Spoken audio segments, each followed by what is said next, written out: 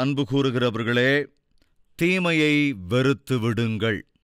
அவர் தம்முடைய பரிசுத்தவான்களின் ஆத்துமாக்களை காப்பாற்றி துன்மார்க்கரின் கைக்கு அவர்களை தப்புவிக்கிறார். நீதிமானை காப்பாற்ற வேண்டிய பொறுப்பை தேவன் ஏற்றுக்கொண்டிருக்கிறார்.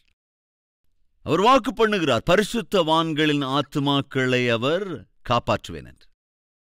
இந்த பூமியிலே நீ எத்தனை காலத்திற்கு வாழ வேண்டும் என்று தேவன் நிர்ணயித்திருக்கின்றாரோ அந்த காலம் வருகிற வரைக்கும் தேவன் உன்னை பாதுகாப்பதற்கு பொறுப்போடு இருக்கிறார். எத்தனை தடவை சவுல் தாவீதை கொல்ல வேண்டும் என்று முயற்சித்த போதும் கூட தாவீதை சவுலால் கொல்லவே முடியவில்லை. காரணம் என்ன தெரியுமா? வாசிக்கலாம். 1 சாமுவேல் 23:14. தாவீது வனாந்தரத்தில் உள்ள அரணான ஸ்தலங்களிலே தங்கி சீப் என்னும் வனாந்தரத்தில் இருக்கிற ஒரு மலையிலே தரித்திருந்தான். சவுல் அனுதினமும் அவனை தேடியும் தேவன் அவனை அவன் கையில் என்ன செய்யவில்லை? ஒப்புக் கொடுக்கவில்லை. எத்தனை பேர் உன்னை கொலை செய்யணும்னு முயற்சி செஞ்சாலும், என்னென்ன ஆபத்துக்களை அபாயங்களை உன் மீது புகுத்த விரும்பினாலும், தேவன் உன்னை மரணத்திற்கு ஒப்புக் கொடுக்காமல் நீ மரணிப்பதென்பது சாத்தியம் அல்ல. ஒருவேளை நீயாகவே போய் மூர்க்கமா லாரி கடியில நான் போய் படுத்துக்குவேன், அல்லது பஸ் கடியில போய் படுத்துக்குவேன், அல்லது ட்ரெயின் கடியில போய் தண்டவாளத்தில் தலையை கொடுத்து செத்து போவேன் அப்படின்னு ஒருவேளை நீ சூசைட் பண்ண முயற்சி செஞ்சா அது வேற விஷயம். தேவனிடத்திலே பயபக்தியோடு இருக்கிற உண்மையாய் உத்தமமாய் வாழ்கிறவர்களுடைய பிராணன் அது தேவனுடைய கையில் இருக்கிறது என்பதை மறந்துவிடக்கூடாது. நம்மில் யாராவது மரணத்திற்காக பயப்படுகிறீர்கள் என்றால் பயப்பட வேண்டிய அவசியமே இல்லை. நீ உயிரோடு இருக்கிற காலத்தை தேவன் நிர்ணயித்திருக்கின்றார். வருடங்கள், வாரங்கள், தினங்கள், நிமிடங்கள் எல்லாம் தேவனுடைய கையில் இருக்கிறது. உன் காலம் முழுமையடைகிற வரைக்கும் இந்த உலகத்திலே நீயும் அல்லது நானும் எவ்வளவு காலம் உயிரோடு இருக்க வேண்டும் என்று தேவன் நிர்ணயித்திருக்கிறார். அந்த காலம் வரை தேவன் உன்னை காப்பாற்றுவார். எனவே நாம் தைரியமாக இருக்க வேண்டியது அவசியம். தாவீதை கொலை செய்ய வேண்டும் என்று சொல்லி சவுல் எவ்வளவு முயற்சிகளை செய்தான். கவனமாய் தாவீது எழுதின சங்கீதங்களை நாம் வாசிப்போம் என்றால், தாவீது முதல்ல ரொம்ப பயந்தான். பறவைகளைப் போல ரெக்கைகள் இருந்தா எனக்கு எவ்வளவு நல்லா இருக்கும், எங்கேயாவது பறந்து போயிடுவேன்னு கூட சொன்னான். பயம் என்னுக்குள்ள இருக்கிறது. மரண பயம் என்னை மூடிக்கொள்ளுகிறது. கண்ணீரோடே கூட என் தலையணையை நான் நனைக்கின்றேன். தனிமையிலே வீட்டிற்கு மேல் ஒளிந்திருக்கிற பறவைகளைப் போல நான் அழுது கொண்டிருக்கிறேன். இவளெல்லாமே கவனிங்க. பக்தன் தன்னுடைய விண்ணப்பத்திலே தன்னுடைய மனபாரங்கள் எல்லாவற்றையும் வெளிப்படுத்துகின்றான். தயவு செஞ்சு கவனிங்க. அது மாத்திரமல்ல, யோனத்தான் இடத்திலே சொல்லுவான், என்னுடைய கதை அவ்வளவுதான் யோனத்தான், எனக்கும் மரணத்திற்கும் இவ்வளவு தூரம்தான்.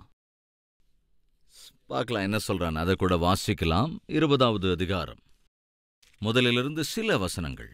தாவீது ராமாவுக்கடுத்த நயோதியிலிருந்து ஓடிப்போய் யோனத்தான் முன்பாக வந்து, உம்முடைய தகப்பன் என் பிராணனை வாங்க தேடுகிறாரே, நான் செய்தது என்ன? என் அக்கிரமம் என்ன? நான் அவருக்கு செய்த துரோகம் என்ன என்றான். காரணமே இல்லாமல், யாராவது இன்னைக்கு நம்ம மத்தியில் இருக்கீங்களா? காரணமே இல்லாம துரத்தப்படுறவங்க, காரணமே இல்லாம பகைக்கப்படுகிறவர்கள், காரணமில்லாமல் குற்றம் சுமத்தப்படுகிறவர்கள். என்னுடைய வாழ்க்கையில் அது உண்மையில புதுசு எதுவும் கிடையாதுங்க. காரணமே இல்லாமல் என்னை குறித்து அல்லது நம்முடைய ஊழியத்தை குறித்து துவேஷிக்கிறவர்கள், விமர்சிக்கிறவர்கள், தூஷிக்கிறவர்கள், தவறாக பிரச்சாரம் செய்கிறவர்கள், அதிலும் குறிப்பாக நன்மையை பெற்றுக்கொண்டு சகாயத்தை பெற்றுக்கொண்டு கூட திரும்ப காயப்படுத்தின அநேகரை என் வாழ்க்கையிலே நான் சந்தித்திருக்கிறேன். அப்படிப்பட்டவர்களை பார்க்கும்போதுதான் இந்த பாடலை எழுதினேன். செய்த நன்மைகள் தீமையாய் மாறியதே, காட்டின அன்பு கசப்பாய் மாறியதே. இந்த பாட்டு அப்படிப்பட்ட சூழ்நிலையில் எழுதப்பட்ட பாட்டு தான். அன்பு சகோதர சகோதரிகளை தயவு செஞ்சு கவனிங்க. என்று நம்மத்தில் யாராவது இருக்கிறீர்களா? நான் நன்மை செய்ததற்காக இன்று தீங்கு அனுபவித்துக் கொண்டிருக்கிறேன். அன்பை பகிர்ந்து கொண்டு கசப்பான அனுபவத்தை தான் எதிர்கொள்ளுகின்றேன். உதவியை பெற்றுக்கொண்டவர்கள், நன்மைகளை பெற்றுக்கொண்டவர்கள் எனக்கே சத்துருக்களாக மாறிவிட்டார்கள். காரணமே இல்லாமல் எனக்கு தீங்கிழைக்கிறார்கள், நஷ்டத்தை உண்டாக்குகிறார்கள். தீமை செய்வதோடு நான் அழிந்து போவதை பார்க்க வேண்டும் என்று விரும்புகிறார்கள் என்று நீ நினைக்கிறாயா? கவனி, இவைகளெல்லாமே கூட வேதாகமத்திலே தேவனை பின்பற்றிய அநேகருடைய வாழ்க்கையிலே இடம்பெற்ற சம்பவங்கள் தான். எந்த தப்பு செஞ்சான்னு யோசிப்ப அந்த குழியில தூக்கி போட்டாங்க. யோசிச்சு பாருங்க. என்ன தப்பு செஞ்சான்னு யோசேப்பினுடைய ஆடைய கழட்டி அரை நிர்வாணமா விற்று போட்டாங்க. என்ன தவறு செய்தான் என்பதற்காக வெறும் 20 வெள்ளி நாணயங்களுக்கு அவனுடைய சொந்த சகோதரர்களே விற்றார்கள். யோசிப்பாருங்க, என்ன தப்பு செய்ததற்காக யோசேப்பு சிறையிலே அடைக்கப்பட்டான்? எந்த தப்பும் செய்யலங்க. ஆனாலும் கூட யோசேப்பு இவர்கள் எல்லாவற்றையும் எதிர்கொள்ள வேண்டியிருந்தது. தயவு செஞ்சு கவனிங்க. நீதிமானுக்கு வரும் துன்பங்கள் அநேகமாயிருக்கும், ஆனால் அவைகள் எல்லாவற்றிலிருமிருந்து தேவன் என்ன செய்வாராம்? விடுவிப்பார். தைரியமாக இரு சகோதரனே, சகோதரியே. இன்று நீ என்ன சிரமங்களை சந்தித்துக் கொண்டிருக்கிறாய்? என்ன அபாயங்களை அல்லது என்ன ஆபத்துக்களை எதிர்கொண்டிருக்கின்றாய்? இவைகள் எல்லாவற்றிலுமிருந்து உன்னை விடுவிப்பதற்கு தேவாதி தேவன் போதுமானவர், வல்லமையுள்ளவர் என்ற விஷயத்தை மறந்துவிடக் கூடாது. திரும்ப திரும்ப நினைவுபடுத்துகிறேன். தாவீதும் அப்படித்தாங்க. தாவீது மிகச்சிறிய பிராயத்தில், ஏறக்குறைய 17 வயதிலே ராஜாவாக அவன் அபிஷேகம் பண்ணப்பட்டான். சாமுவேல் வந்து தாவீதை ராஜா என்று அபிஷேகம் செய்தான். நீ தேவனால் தெரிந்து கொள்ளப்பட்ட ராஜா என்று சொல்லி எண்ணெயினால் அவனை அபிஷேகம் பண்ணினான். அன்று சவுலை சாமுவேல் அபிஷேகம் பண்ணிய உடனே சவுல் ராஜாவாக ஆனான். அப்ப தாவீதை அபிஷேகம் பண்ண உடனே தாவீதும் ராஜாவா ஆயிருக்கணுமா இல்லையா? சவுல் ஒரு தீர்மானம் எடுத்தான். என்ன தீர்மானம்? நான் உயிரோடு இருக்கிற நாள் மட்டும் தாவீது ராஜாவாகவே கூடாது. ஆமா, தாவீது ஆளுகை செய்வதென்பது தேவனுடைய சித்தம். ஆனாலும் கூட, தேவனுடைய சித்தமாக இருந்தாலும் கூட தேவ சித்தத்துக்கு விரோதமாக நடப்பேன், அப்படித்தான் செய்வேன் என்று சொல்லி கடைசியில் தன்னுடைய பிள்ளைகளையும் இழந்து போனான். திக்கற்றவனாக தன்னைத்தானே மாய்த்து கொண்டான். காரணம் என்ன? தேவனுடைய சித்தத்திற்கு விரோதமாக நடந்து கொண்டதுதான். தனக்கு நன்மை செய்த போதும், தன்னுடைய தேசத்தை காப்பாற்றிய போதும், தன் உயிருக்கே துணிந்து சத்துருவை தோற்கடித்து தேசத்தை காப்பாற்றினாலும் இன்னும் தன்னுடைய மானத்தையே காப்பாற்றிய தாவீதையே கொல்ல வேண்டும் என்று நினைத்தான். தாவீது எத்தனை முறை துரத்தப்பட்டான், எப்படியெல்லாம் துரத்தப்பட்டான். அவன் சொல்லுகிறான், நான் என்ன துரோகம் செய்தேன், நான் என்ன தப்பு செய்தேன் என்பதற்காக உன் தகப்பன் என்னை கொல்ல வேண்டும் என்று துரத்துகிறார். யோனத்தான், ஒரு விஷயம் கவனி. 3வது வசனம். உம்முடைய கண்களில் எனக்கு தயை கிடைத்தது என்று உம்முடைய தகப்பன் நன்றாய் அறிவார். ஆகையால் யோனத்தானுக்கு மனநோவு உண்டாகாதபடிக்கு அவன் இதை அறியப்போகாது என்பார். மரணத்திற்கும் எனக்கும் 1 அடி தூரம் மாத்திரம்தான் இருக்கிறது என்று கர்த்தருடைய ஜீவனையும் உம்முடைய ஜீவனையும் கொண்டு நிச்சயமாய் சொல்லுகிறேன். எப்படிப்பட்ட பயத்துல தாவீது இருந்திருக்காங்க யோசிங்க. எனக்கும் மரணத்திற்கும் கொஞ்சம் தூரம்தான். 1 அடி முன்னால் எடுத்து வச்சா மரணம் என்னை கபளீகரம் செய்துவிட்டும். அப்பேற்பட்ட ஆபத்தான ஒரு சூழ்நிலையில தாவீது இருந்தான். அப்பொழுதுதான் நினைத்தான், நான் செத்து போய்விடுவேன். இந்த நம்மத்தில் யாராவது இருக்கிறீர்களா? செத்து விடுவேனோ என்னவோ, வந்திருக்கிற ஆரோக்கிய குறைவினாலே செத்து விடுவேனோ என்னவோ, இருக்கிற பிரச்சனைகளினாலே சங்கடங்களினாலே என்னால் பிழைக்க முடியாதோ என்னவோ, பிழைப்பது சாத்தியம் அல்லவோ என்னவோ, நானும் பிழைக்க முடியாது, என் குடும்பத்தாரையும் பிழைக்க வைக்கவும் முடியாது என்கிற ஒரு சிக்கலான ஆபத்து நிறைந்த ஒரு சூழ்நிலைக்குள்ளாக உங்களில் யாராவது இருக்கிறீர்களா? அல்லது கொரோனா வைரஸால் தாக்கப்பட்டு சுவாசம் சரியாக பண்ண முடியாமல் மூச்சு திணறிக்கொண்டு தவித்துக் கொண்டிருக்கிற நிலையில, அன்பு சகோதரனே, சகோதரியே, இன்று உன்னுடைய பிரச்சனை என்ன தெரியுமா? நான் உயிர் பிழைக்க மாட்டேனோ என்னவோ.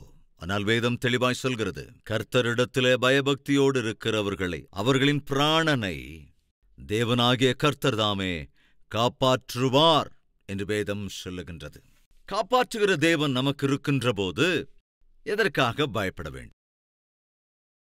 சாதாரணமா அவங்க மம்மி தூங்க போறதுக்கு முன்னால பெட் லைட்டை ஆன் பண்ணிடுவாங்க. அந்த தாயும் மகளும் சேர்ந்து தூங்கிக் கொண்டிருக்கிறார்கள். ஜன்னல் வழியாக பார்த்தபோது வானத்துல நிலவு தென்பட்டது. அப்போ அந்த பாப்பா கேட்கிறாள், மம்மி, வானத்துல நிலவு தெரிகிறதல்லவா, அது தேவனுடைய பெட் லைட்டா என்று அந்த பாப்பா கேட்டாளாம். அது ஆண்டவருடைய பெட் லைட்டா என்று கேட்டாளாம். அப்போ அந்த தாய் சொன்னார்கள், ஆமா மகளே, அது ஆண்டவரோட பெட் லைட் தான். ஆனா நம்மை காக்கிற தேவன் உறங்க மாட்டார், தூங்கவும் மாட்டார் என்று சொன்னார்கள். அப்படின்னா மம்மி, இப்போ அது பெட்லைட்டா இருக்கும்போதும் கூட தேவன் தூங்க மாட்டாரா, அவர் உறங்க மாட்டாரா? மாட்டார்மா. அவர் வாக்கு பண்ணியிருக்கார், உன்னை காக்கிற தேவன் உறங்குவதும் இல்லை தூங்குவதும் இல்லை என்று வேதம் சொல்லுகிறது. எனவே நீ பயப்பட வேண்டிய அவசியமே இல்லை என்னபோது அந்த பாப்பா சொன்னாலாம், மம்மி, நீங்களும் தான் பயப்பட வேண்டிய அவசியம் இல்லை. ஏன்னா என்னுடைய தேவன் அல்லது நம்முடைய தேவன் விழிப்போடு இருக்கிற போது நீயும் நானும் விழித்துக் கொண்டிருக்கிற அவசியம் இல்லை. வா, தூங்கலாம் வா என்று சொல்லி உடனே தாய்கிட்ட சொன்னலாம், பாப்பா தூங்கலாம், வாமா போய் படுத்து தூங்கலான்னு. ஏனென்றால் நம்மை காப்பாற்றுகிற தேவன் விழித்துக் கொண்டிருக்கிறார், பார்த்து கொண்டே இருக்கிறார். நாம் அதனால நிம்மதியா தூங்கலாம். அம்மே, நாம முழிச்சுக்கிட்டு இருக்க வேண்டிய அவசியம் இல்ல. பயப்படுகிற சகோதரனே, சகோதரியே, உன்னை உயிருக்குயிராய் நேசிக்கிற தேவன் உறங்குவதுமில்லை, தூங்குவதுமில்லை. அவர் விழித்துக் கொண்டுதான் இருக்கிறார், உன்னை கவனித்துக் கொண்டும் இருக்கிறார். அவர் உன்னை காப்பாற்றுவார். எப்பேற்பட்ட ஆபத்து வந்தாலும், அபாயம் வந்தாலும், எப்பேற்பட்ட தீங்கு வருகிறது என்று நீ நினைத்தாலும் உன்னை அவற்றிலிருந்து விடுவிப்பதற்கு தேவன் போதுமானவர். ஒரு பக்கமாக தாவீதை காத்துக்கொண்டே வருகிறார், மறுபக்கத்திலே தாவீதை ஆபத்துக்களிலிருந்தும் சத்துருக்களின் சதித்திட்டத்திலிருந்தும் விடுவித்தார். எப்படி விடுவித்தார் என்று கூட பார்க்கலாம். 1 சாமுவேல் 23:26 வாசிக்கிறேன். சவுல் மலையின் இந்த பக்கத்திலும் தாவீதும் அவன் மனுஷரும் மலையின் அந்த பக்கத்திலும் நடந்தார்கள். சவுலுக்கு தப்பிப்போக தாவீது தீ விரித்தபோது சவுலும் அவன் மனுஷரும் தாவீதையும் அவன் மனுஷரையும் பிடிக்கத்தக்கதாய் அவர்களை வளைந்து கொண்டார்கள். தாவீதையும் தாவீதின் கூட இருக்கிற எல்லோரையும் கூட பிடிக்க வேண்டும் என்று சவுல் ஆயுதங்களோட கூட வந்து அவர்களை வளைந்து கொண்டானாம். இப்பொழுது தாவீதும் தாவீதோடு கூட இருந்த மற்றவர்களும் அங்கே மத்தியில் மாட்டிக்கொண்டார்கள். சவுல் மிகவும் தெளிவாக பயங்கர சதித்திட்டம் தீட்டி தாவீதை சுற்றி வளைந்து விட்டான். எது நடக்கக்கூடாதுன்னு தாவீது நினைச்சானோ இப்ப அதே தாங்க நடக்குது. சுற்றி சத்துரு வளைத்துக் கொண்டான். இந்த மத்தியில் யாராவது இருக்கீங்களா? எதுவெல்லாம் என் வாழ்க்கையில் நடக்கக்கூடாது என்று நினைத்தேனோ இப்ப அதுதான் நடக்குது. எங்க பார்த்தாலும் சத்துருக்கள் தான், எந்த பக்கம் பார்த்தாலும் பயம்தான், எங்க பார்த்தாலும் பாடுகள் தான், எங்க பார்த்தாலும் கஷ்டங்கள் தான், பிரச்சனைகள் தான். நாலா திசையிலும் நான் பிரச்சனைகளுக்கு மத்தியில சுற்றி வளைக்கப்பட்டு விட்டேன் அப்படிங்கிற நிலைமையில யாராவது இருக்கீங்களா? தாவீது தப்பிப்போக வேண்டும் என்று எவ்வளவோ முயற்சி செய்தான். இன்று நீயும் கூட இந்த கஷ்டங்கள்ல இருந்து, சிரமங்கள்ல இருந்து, இந்த வியாதி வேதனைகள்ல இருந்து, பொருளாதார சிக்கல்கள்ல இருந்து தப்பிக்கணும்னு எவ்வளவோ முயற்சி செய்கிற. வெளியே வந்தாகணும், வெளியே வந்தே தீரணும் என்று எவ்வளவு முயற்சி செய்கிறார். எவ்வளவு முயற்சி செய்தாலும் அதைவிட அதிகமாக சிரமங்கள், கஷ்டங்கள் அதிகமாகிறது. உன்னை சுற்றி இருக்கிற பிரச்சனைகள் உன்னை வளைத்துக் கொள்ளுகிற போது என் கதை அவ்வளவுதான். இனி நான் உயிர் பிழைப்பது என்பது சாத்தியம் அல்ல. என்ற சூழ்நிலைக்குள் நம்மில் யாராவது போய்க் கொண்டிருக்கிறீர்களா என்றால் கவனிங்க. தாவீதும் கூட அதே சூழலுக்குள் சென்றான். ஆனால் தேவன் வாக்கு பண்ணியிருந்தார், விடுவிப்பேன், காப்பாற்றுவேன், வெளிச்சம் தருவேன். அது மாத்திரமல்ல, சந்தோஷத்தை தருவேன். இந்த நாளையும் தேவன் நமக்கு தந்த வேற என்னங்க நமக்கு வேணும்? காப்பாற்றுகிற தேவன், விடுவிக்கிற தேவன், வழிநடத்துகிற தேவன், ஒளியேற்றுகிற தேவன், சந்தோஷத்தை தருகிற தேவன் இருக்கும்போது நமக்கு என்னங்க வேணும்? இந்த 4ம் நமக்கு இருந்தால் எவ்வளவு நன்றாக இருக்கும். காப்பாற்றப்பட்ட வாழ்க்கை, விடுவிக்கப்பட்ட வாழ்க்கை, விளக்கேற்றப்பட்ட வாழ்க்கை, சந்தோஷத்தால் நிரப்பப்பட்ட வாழ்க்கை இருந்தால் வேற நமக்கு என்னங்க வேணும்? சுற்றி வளைத்துக் கொண்டார்கள். தாவீது மாத்திரம் மத்தியில மாட்டிக்கிட்டான். தாவீதுக்கு ஒருவேளை கோபம் வந்து கத்திய கையில் எடுத்தானா முடிஞ்சது. சவுல் கதை அவ்வளவுதான். சவுலால உண்மையா தாவீதை எதிர்த்து நிக்க முடியாதுங்க. தாவீதை எதிர்த்து ஒருவராலும் நிற்க முடியாது. கோலியாத்தை போன்றவனே ஒத்த அடியில செத்து விழுந்துட்டான். அப்புறம் ஏன் தாவீது இப்படி ஓடிக்கிட்டு இருக்கான்? தாவீது ஒரு நீதிமான், தாவீது அற்புதமான உத்தமன். எதற்காக ஓடுகிறான் தெரியுமா? தன்னுடைய உள்ளத்தில் ஒரு தீர்மானம் எடுத்திருந்தான். அந்த தீர்மானம் என்னவென்றால், ஆண்டவரே, கர்த்தாவே, சவுலை நீர் அபிஷேகம் பண்ணியிருக்கிறீர். நீர் அபிஷேகித்திருக்கிற நபர் மீது என் கையை நான் ஓங்குவது எனக்கு நல்லதல்லவே அல்ல. நீர் அபிஷேகம் பண்ணினவனுக்கு எதிராக நான் எதையும் செய்யக்கூடாது. என் உயிரை கூட நான் இழந்து போவேனே தவிர நீர் அபிஷேகம் பண்ணினவனுக்கு எதிராக ஒரு காலும் நான் போக மாட்டேன். எவ்வளவு அற்புதமான குணம்! கொஞ்சம் கவனிங்களேன்.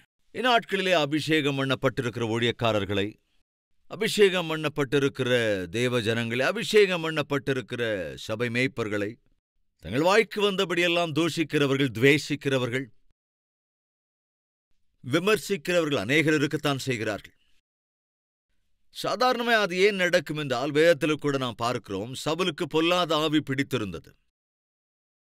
எனவே தேவனால் தெரிந்து கொள்ளப்பட்ட, தேவனால் தேர்ந்தெடுக்கப்பட்டிருக்கிற, தேவனுடைய சித்தத்தின்படி செய்கிற தாவீதையே கொலை செய்ய வேண்டும் என்று நினைத்தான். ஆனால் தாவீதை கவனிச்சா, திரும்ப பதில் சொல்ல முடிந்த நிலையிலும் கூட மௌனமாக ஏன் சகித்துக் கொண்டிருந்தான் என்றால், ஆவிக்குரியவன். அன்பு சகோதர சகோதரிகளே, அன்று தாவீது என் கதை அவ்வளவுதான் என்ற சூழ்நிலையை தேவனை நோக்கி பார்த்தான். அங்கே என்ன நடந்தது? காப்பாற்றுவேன் என்று சொன்ன தேவன், விடுவிப்பேன் என்று சொன்ன தேவன் காப்பாற்றினாரா? விடுவித்தாரா? பார்க்கலாம். தாவீது தீவிரித்த போது சவுலும் அவன் மனுஷரும் தாவீதையும் அவன் மனுஷரையும் பிடிக்கத்தக்கதாய் அவர்களை வளைந்து கொண்டார்கள். அந்த சமயத்தில் ஒரு ஆள் சவுலிடத்தில் வந்து, நீர் சீக்கிரமாய் வாரும், பெலிஸ்தர் தேசத்தின் மேல் படையெடுத்து வந்திருக்கிறார்கள்.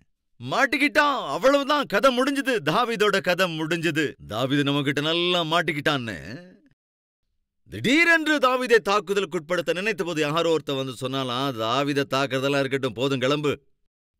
என்ன விஷயம்? சத்துரு நம்ம தேசத்துக்குள்ள நுழைஞ்சிட்டாயா. எனவே தாவீதை விட்டு சவுல் திரும்பி போக வேண்டிய சூழல் உண்டாயிற்று. யாரு காப்பாத்தினது? யோசிச்சு பாருங்க.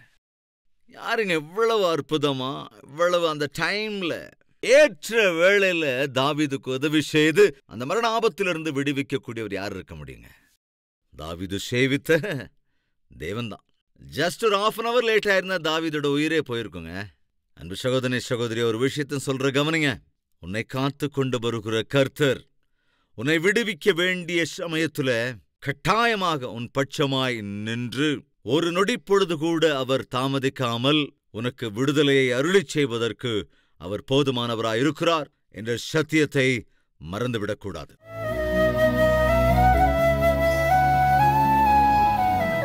மகா பரிசுத்தமும் அன்பும் நிறைந்த பிதாவே, உம்முடைய பாதுகாவல், உம்முடைய அரவணைப்பு, உம்முடைய வெளிச்சம், உம்முடைய சந்தோஷம் எங்களுக்கு இருந்தால் அதைவிட வேறு எங்களுக்கு என்ன வேண்டும்? நீதிமான்களுக்காக, உத்தமமானவர்களுக்காக வெளிச்சத்தை, பிரகாசத்தை, சந்தோஷத்தை ஆண்டவரே நீர் வைத்திருக்கிறீர். அதேபோல உம்மிடத்தில் பயபக்தியோடு இருப்பவர்களை காப்பாற்றுவதற்கும் அவர்களின் ஆத்துமாவை அபாயத்திலிருந்து விடுவிப்பதற்கும் தயாராக இருக்கிறீர். விடுவிப்பேன் என்று வாக்கு பண்ணியிருக்கிறீர். இப்படி பாதுகாவலோடு இருக்கிற வாழ்க்கை நாங்கள் அனுபவிக்க வேண்டும் என்று ஆண்டவரே இந்த மேன்மையான செய்திகள் மூலமாக அறிவுறுத்தி இருக்கிறீர். நாங்கள் உம்மிடத்தில் அன்பு கூறும்போது பரிசுத்தவான்களாய் வாழ்வோம், பாவங்களை வெறுத்து ஒதுக்குவோம். அப்பேற்பட்ட அற்புதமான வாழ்க்கையை அருளுங்கப்பா. யாரெல்லாம் காரணமே இல்லாமல் துரத்தப்படுகிறார்களோ, யாரெல்லாம் தாங்கள் நன்மை செய்தவர்கள் மூலமாகவே பகைக்கப்பட்டு, தூஷிக்கப்பட்டு, அவமானப்படுத்தப்பட்டு, காயப்படுத்தப்பட்டு, வேதனைப்படுத்தப்பட்டு ஆண்டவரே தவித்துக் கொண்டிருக்கிறார்கள், அப்பேற்பட்டவர்களை சந்திங்கப்பா.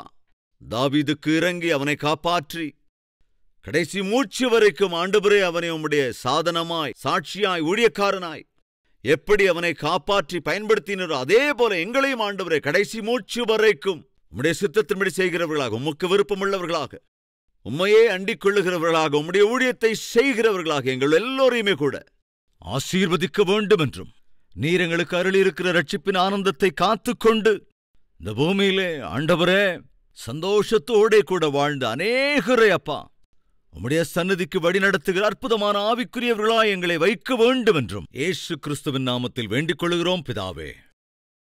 ஆமென். எங்கள் முகவரி: கல்வரி, தபால் பெட்டி எண் 30, குக்கட்பள்ளி, ஹைதராபாத் 72.